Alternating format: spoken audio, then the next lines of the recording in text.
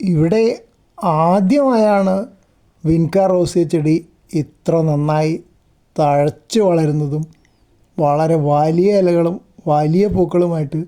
അത് ഒരുപാട് പൂക്കൾ, ഇത്രയധികം പൂക്കൾ ഒരു ചെടിയിൽ ഇവിടെ ഞാൻ തീരെ കണ്ടിട്ടില്ല. സാധാരണ 2-3 പൂക്കളൊക്കെ ഒരു സമയത്ത് ഉണ്ടാവുള്ളൂ. ഇത് എത്രയാ പൂക്കൾ എണ്ണി തീർക്കാൻ തന്നെ ബുദ്ധിമുട്ട്, അത്ര അധികം പൂക്കൾ ഉണ്ടായിട്ടുണ്ട്. എൻ്റെ എന്തോ ഒരു വളം അതിന് പ്രത്യേകിച്ച് ഇഷ്ടപ്പെട്ടിട്ടുണ്ടെന്ന് അർത്ഥം. ഞാനിവിടെ പല വളങ്ങളും ഇട്ട് കൊടുക്കാറുണ്ട്. കാരണം ഇത് മുമ്പ് സൺഫ്ലവർ ഉണ്ടായിരുന്ന ചെടിച്ചട്ടിയാണ്. അന്ന് സൺഫ്ലവറും വളരെ നന്നായിട്ട് വളർന്നിരുന്നു. 1-1.5 ആൾ പൊക്കമൊക്കെ ഉണ്ടായിരുന്നു മിക്ക ചെടികളും.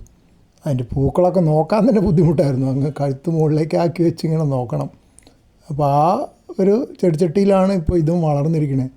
അപ്പോൾ അതിലുള്ള എന്തോ ഒരു കോമ്പിനേഷൻ ചെടിക്ക് നന്നായിട്ട് പിടിച്ചിട്ടുണ്ട്. മറ്റതെല്ലാം ചെറിയ ചെറിയ ചെടികളൊക്കെ ഉണ്ടാവാറുള്ളൂ. ഇങ്ങനെ ഇതിപ്പോൾ ഒരു കുറ്റിമുല്ലയിൽ കണ്ടമാനം പൂ ഉണ്ടാവാറുണ്ടല്ലോ ചിലപ്പോൾ, അതുപോലെ നന്ദിയാർ വട്ടത്തിലൊക്കെ അതുപോലെ ഇഷ്ടം പോലെ പൂവാണ് കാണുന്നത്.